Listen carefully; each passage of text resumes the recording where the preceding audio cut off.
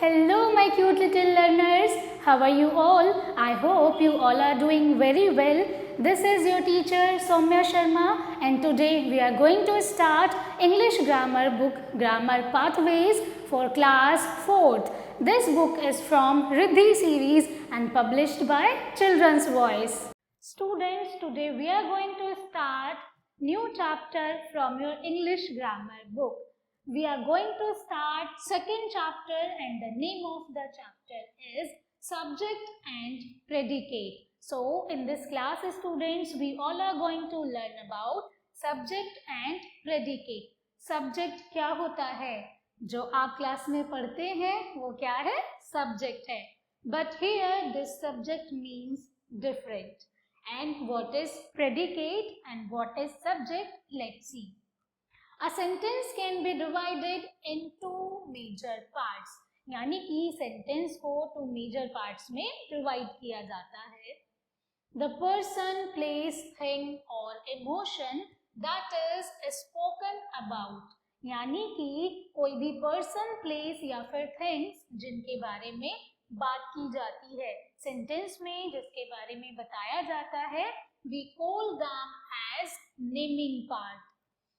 What is being said about the person, place, thing or emotion. यानी कि अब किसी भी पर्सन, प्लेस, थिंग या फिर इमोशंस के बारे में क्या कहा गया है, we call that as doing part. हम क्या बोलते हैं उसे? doing part बोलते हैं. Example, the gardener waters the plants. Gardener क्या करता है? प्लांट्स को वाटर देता है. So here the gardener will be the naming part or we all can say the subject.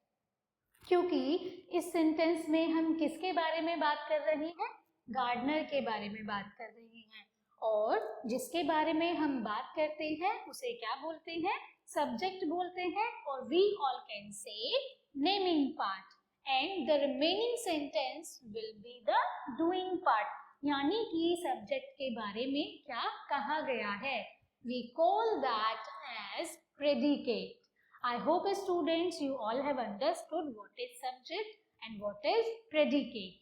Now in the above sentence the gardener is the naming part or the subject. हमने देखा gardener यानी कि जो sentence में gardener है that is the naming part or the subject. The doing part or the predicate is waters the plants as it says something about the naming part. और naming part क्या है बच्चों? The gardener. So the remaining sentence will be the doing part or we all can say the predicate because predicate tells something about the subject. Move ahead. The subject is the part of a sentence about which something is said. यानी कि subject क्या है? Sentence का part है जिसके बारे में कुछ बताया जाता है. The predicate is the part of a sentence which says something about the subject. Predicate क्या है? सेंटेंस का वो पार्ट है जो सब्जेक्ट के बारे में कुछ कहता है या फिर बताता है. Every sentence contains a subject and a verb. हर एक सेंटेंस में एक वर्ब होती है और एक सब्जेक्ट होता है. शॉर्ट सेंटेंसेस में कंसिस्ट ऑफ ओनली 2 वर्ड्स. अब जो शॉर्ट सेंटेंसेस होते हैं उनके पास केवल 2 वर्ड्स हो सकते हैं. ही स्लीप्स यानी कि वह सोता है. An imperative sentence expresses an order or a request. अब हमारे पास जो इम्पेरेटिव सेंटेंस होते हैं वो क्या करते हैं? किसी भी रिक्वेस्ट या फिर ऑर्डर को शो करते हैं. In the first chapter my cute little learners we all have seen about an imperative sentences. It does not have a written subject as. इसके पास कोई भी रिटन सब्जेक्ट नहीं होता है. Example, thank you. It means I thank you. मैं तुम्हें धन्यवाद बोलता हूँ. गो अवे यानी कि I am saying you go away. ठीक है, तो यहाँ पर डायरेक्टली कोई भी सब्जेक्ट रिटन नहीं होगा. कौन से सेंटेंसेस में? In and imperative sentences. In these sentences, the subject I and you are understood but are omitted. यानी कि यहाँ पर subject होते हैं, जैसे कि I and you है, but वो लिखे हुए नहीं होते हैं. I hope students you all have understood about subject and predicate. Now we will move to the exercise part. Identify the subject and predicate in the given sentences. Write them in the correct columns. यहाँ पर आपको क्या करना है, कुछ sentences आपको given है और आपको उन सेंटेंसेस से सब्जेक्ट्स और प्रेडिकेट्स आइडेंटिफाई करने हैं और गिवन कॉलम में आपको लिखने हैं. First is stars twinkle in the sky. तो यहाँ पर किसके बारे में बात हो रही है, स्टार्स के बारे में. और क्या बताया जा रहा है, stars twinkle in the sky, यानी कि जो स्टार्स है वो स्काई में चमकते हैं. तो यहाँ पर stars will be the subject and the remaining part will be the predicate. They are walking down the road.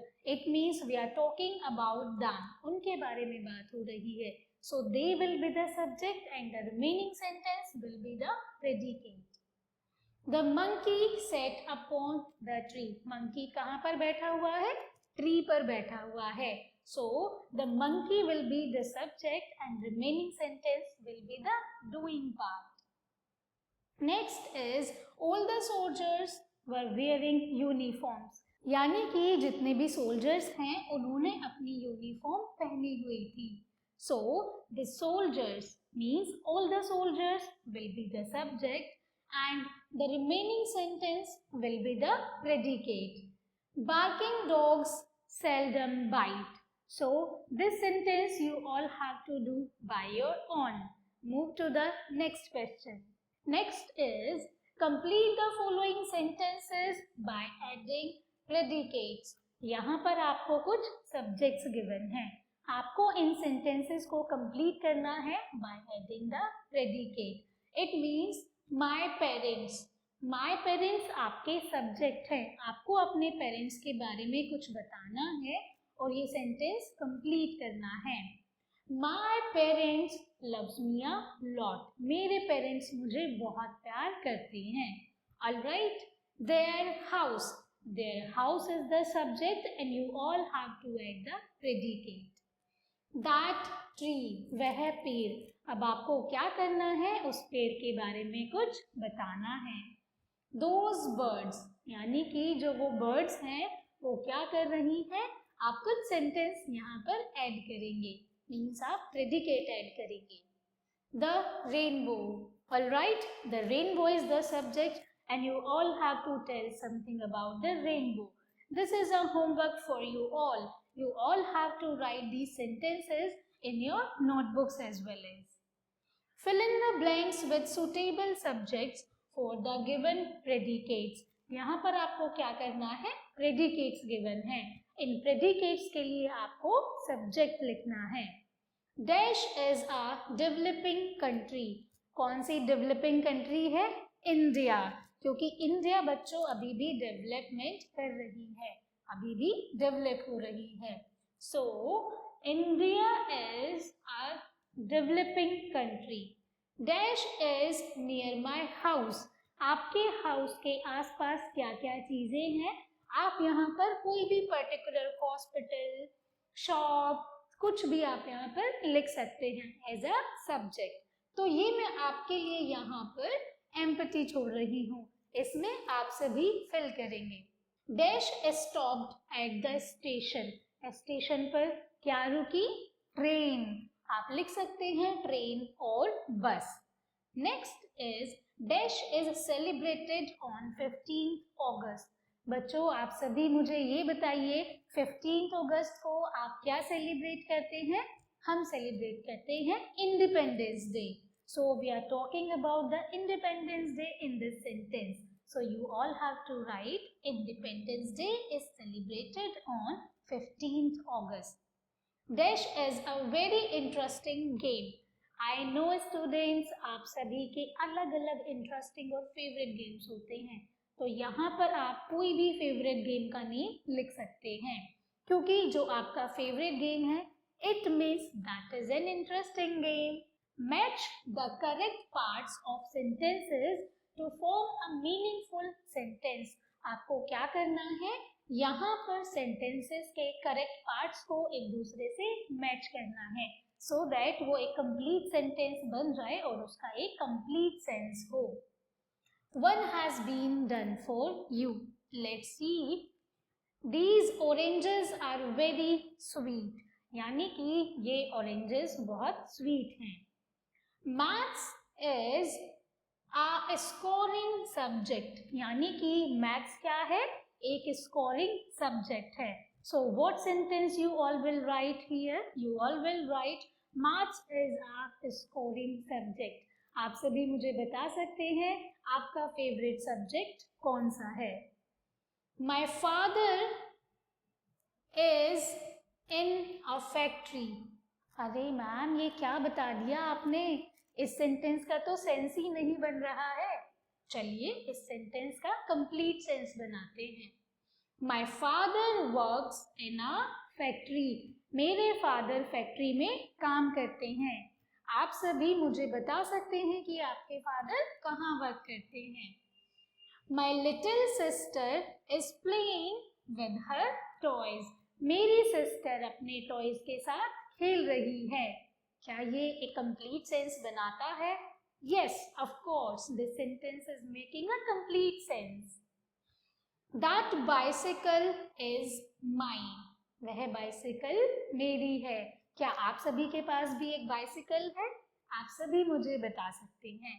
That is all about this chapter, students. I hope you all have understood very well what is our subject and predicate. That's all for today's class. I hope students you all have enjoyed this class. Thank you so much for watching and learning with me. I will see you all in the next class.